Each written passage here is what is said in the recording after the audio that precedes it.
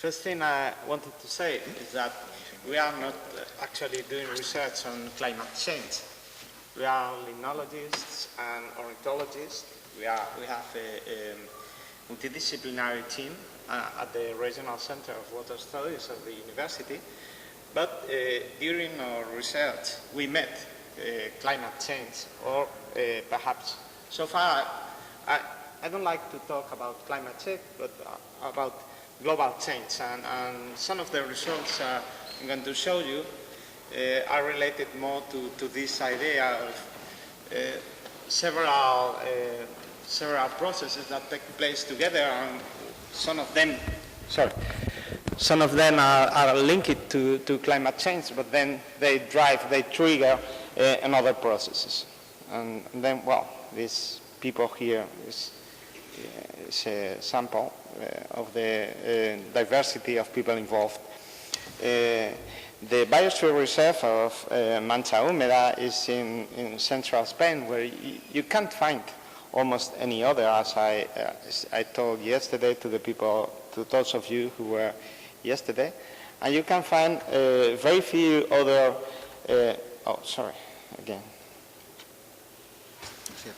Yeah, this one.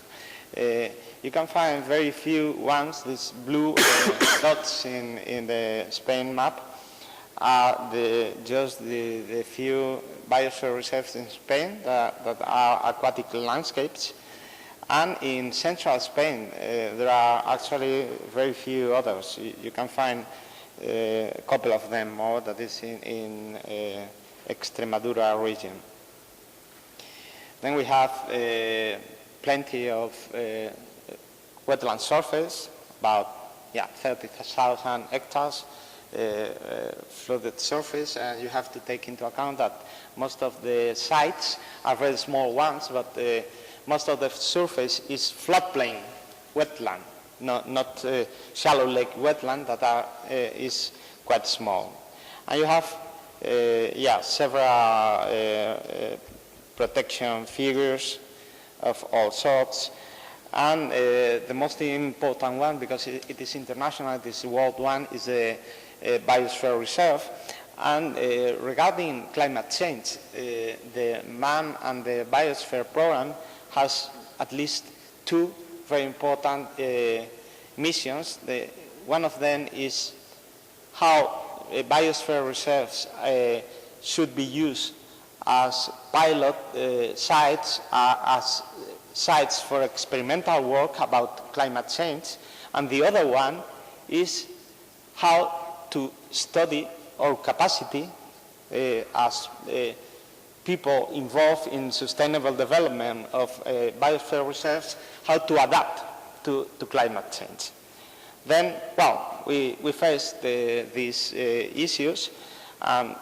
You can find there are many values that support this nomination as biosphere reserve. There are plenty of European habitats of interest, species, of course, birds that are the most striking ones, but also small ones, and not only species, but also communities that are very interesting in general. And there's a huge geological and geomorphological diversity. For example, I remember that in one of these salt lakes that are, some of them have 10 times the salinity, the water salinity of the seawater. In one of them was discovered one particular mineral. It was described for the first time in the world in one lake in La Mancha, in one shallow lake in La Mancha, in Laguna de Tirez, here, very close to Toledo, in the province of Toledo. And, we have, as an average, we have a Mediterranean climate, but we have some variability, you can imagine, and we have these lakes that, because they are very shallow, for very short, very small changes in water depth, there are huge changes in ecological response in the horizontal direction, because these playa lakes are called in other parts of the world, experience great fluctuations with the flooded surface due to this fluctuating behavior. And we have this biosphere reserve. It is not alone in the middle of the region, and even in a larger context, at the larger context. But we have Campo de Calatrava that you can see in the map, that is southwest of Mancha húmeda. But we have also these wetlands that are in the province of Cuenca and beyond, and in the east, of Spain, in the Mediterranean, also south in Andalusia, and of course for those species that come flying from the great lakes in Africa and northern Europe. So our aim was to reveal whether climate change is significantly affecting the natural dynamics of these aquatic ecosystems. And we thought that, Mancha húmeda is quite sensitive to global change, and that climate change has been already causing disturbance in the natural dynamics. There has been some long limnological monitoring in the later 30 years, and we start from meteorological information, time series of temperature and rainfall. We have been monitoring flamingo populations, and also a different effort, with a different effort of sampling also, phytoplankton monitoring. The time series about weather, we start from rainfall and temperature at the regional level, daily records that are always most interesting for this period in two meteorological stations in the two extremes of the depression. And to assess rainfall at the local level, we used 6 meteorological stations of the National Agency of Meteorology, and also the service for supporting the irrigation, the people that is supported by the Regional Center of Water Studies. These 6 ones. And in order to assess the extreme events, this is the typical case we faced to it. We met it. We have recorded some maximum rainfall events during 24 hours, 48 hours sometimes, adjusted the series to probability distribution, and for this purpose we use recurrence intervals of 5, 10, 25, 50, 100, and up to 500 years. We use also some water chemistry data and censuses of in all species of waterfall. About the proxy related to flamingo populations, we made some monthly bird counts from January 2007 to this year, 2 teams per site covering as much as surface possible in the shallow lake, and we explore the trends over time and use some additional data from other sources. For phytoplankton monitoring, we use the data from the biomonitoring network of the Water Authority of the Guadiana River catchment that has discontinued with the crisis, with the economic crisis, and our sampling campaigns in the area. But also previous studies were considered.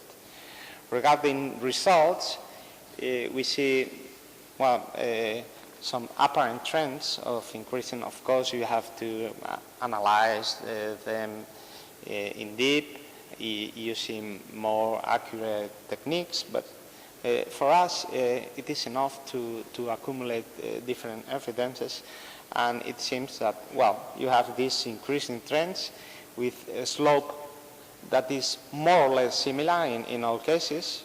You have to take into account that the vertical scales are the same in all the 4 graphs.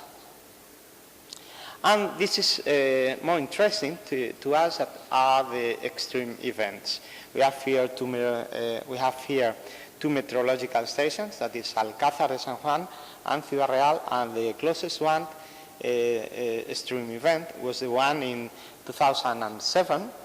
And we were very lucky because we were monitoring several lakes, and one of them was just in the center of the cell that was a very huge one, and we recorded an extreme event so that even the terrestrial vegetation surrounding the lake was flooded for several months. Not only days or weeks, but several months. And we could not find any other flooding period like that in the 30 years before. Actually, the ecological indicators of the lake margin were deep inside the lake, as you can imagine, because in some cases the agricultors, the farmers, get into the surface of the lake. But this was not the case, because it was a very salty one, and of course human populations were affected, and it was very hard for some people having their houses and so there. But we detected in the Salicor Lake, that is close to, in a town, that is close to Alcázar, in Campo de Criptana. And we saw in the month of May a shift from 5 hectares flooding surface and maximum depth 16 centimeters, water conductivity 19 millisiemens per centimeter, salinity equivalent, that was 172, that is quite saline. The shift was to more than 100 hectares, more than 2 meters high, the water depth, and conductivity shifted almost to, well, not fresh water, but it was quite fresh, actually. And also the bird populations experienced a great shift. Here we have the coot, the focha, and the shell duck, the common shell duck, that is tarro blanco. That is the duck of the salt lakes, more or less. And here we have two other, with the red discontinuous line, you can see the rainfall event.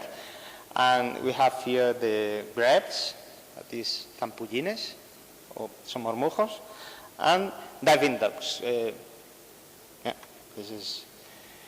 Then, in general, in the period after, you can see that the flooding period, of course, is related to the desiccation of the lakes in this way. That was quite normal, although most of these lakes also depend not for the filling with water, but for maintaining the water they receive.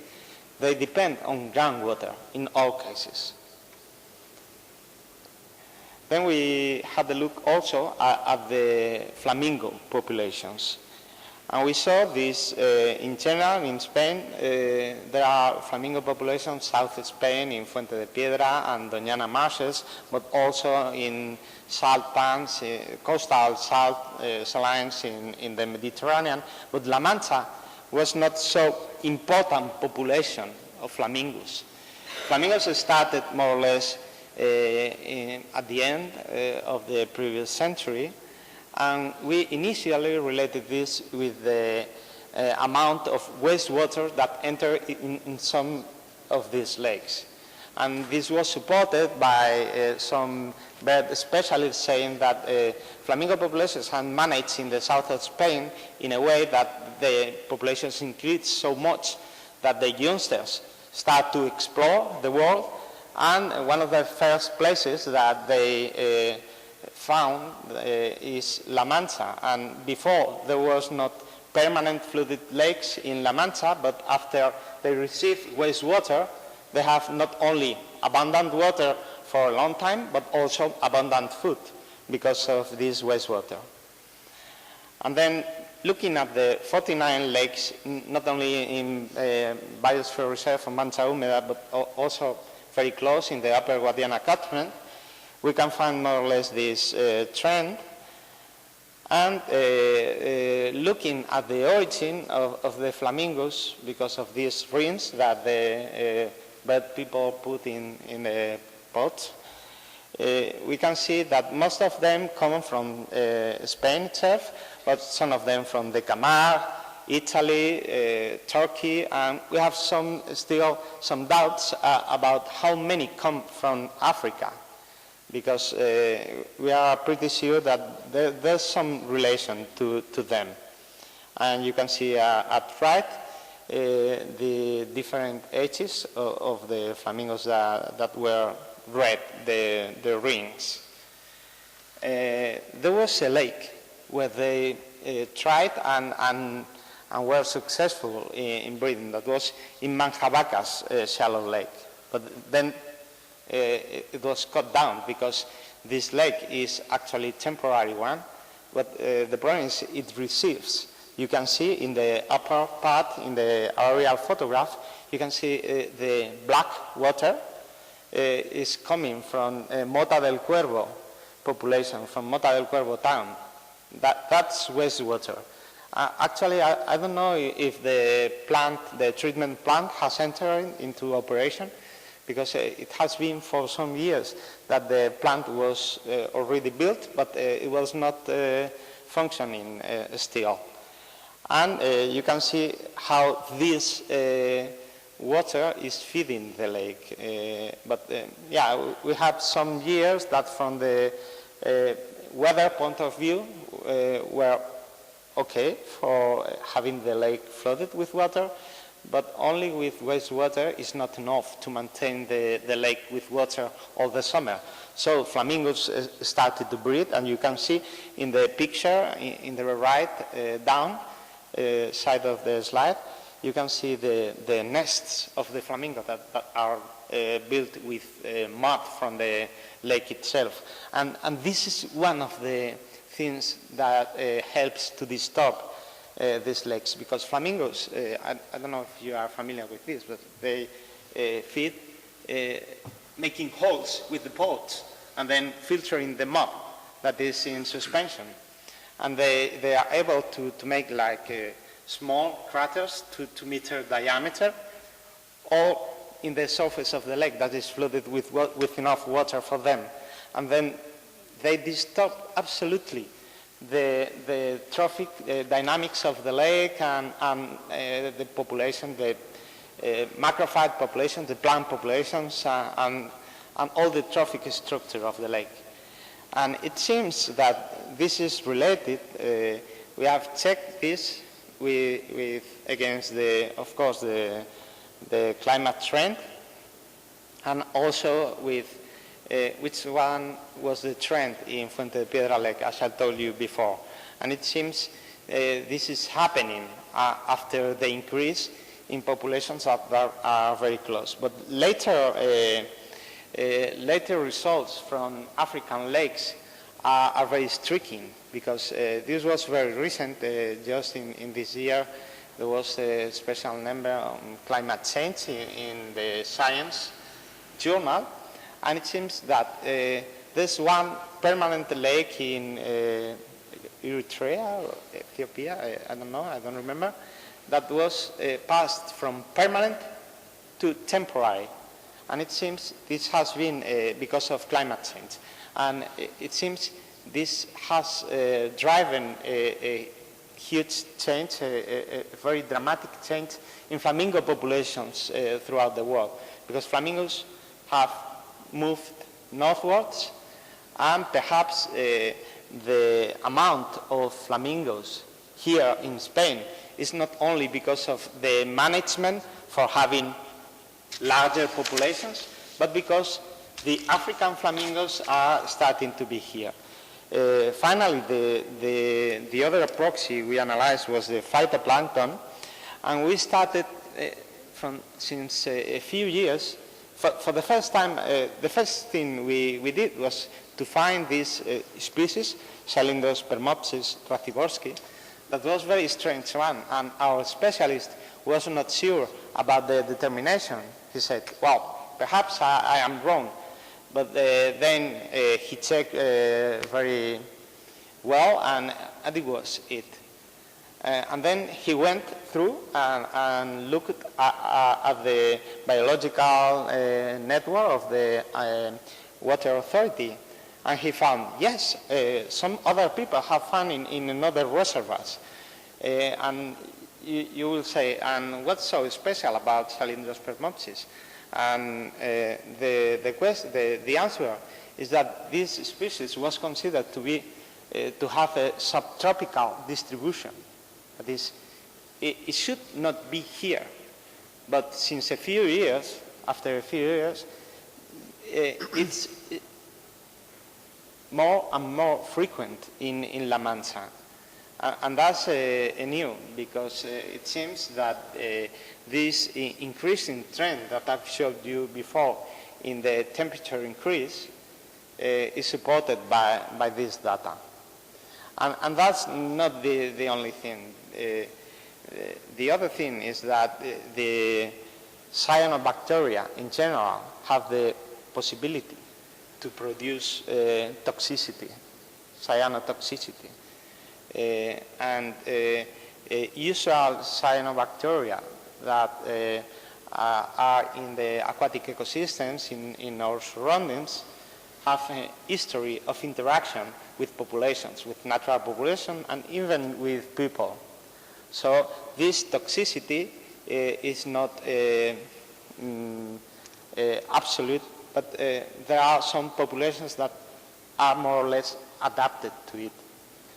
But if new cyanobacteria come, then the toxins are quite new for the populations here, both human and also to animal populations. And there has been recorded some events, not here in La Mancha, but in the Doñana National Park, where a few years ago there was a huge kill of flamingos, just flamingos, because of cyanotoxicity. And it is the more and more common that new toxicity and cyanobacteria bloom are detected here. Just in a reservoir that is not this one, but a reservoir that's north of this one, that is used for water supply to Ciudad Real and the surroundings, so that Ciudad Real city and the surroundings.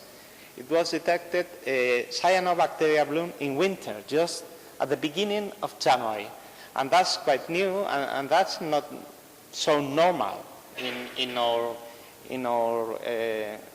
region.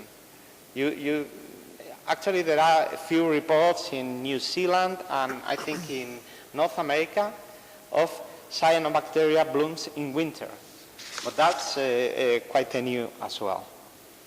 Okay, conclusions. We think that there are relevant shifts in temperature and rainfall regimes. We have seen them supported by ecological data, and also that these ecological proxies are also affected at several scales, and maybe some of the changes are not due just to the increase in global temperature, but also to managing flamingo populations, or perhaps putting some more wastewater into the lakes. But we think that there is still some part of the question that is due to climate change, both to the increasing frequency of extreme events and also to the temperature increase, and of course indirectly to climate change driven in another systems of the world that are connected, for example, by biogeographical processes to the Mancha húmeda wetlands. So we have a promising place well, to experiment with climate change and also to study how we can adapt to climate change. Thank you.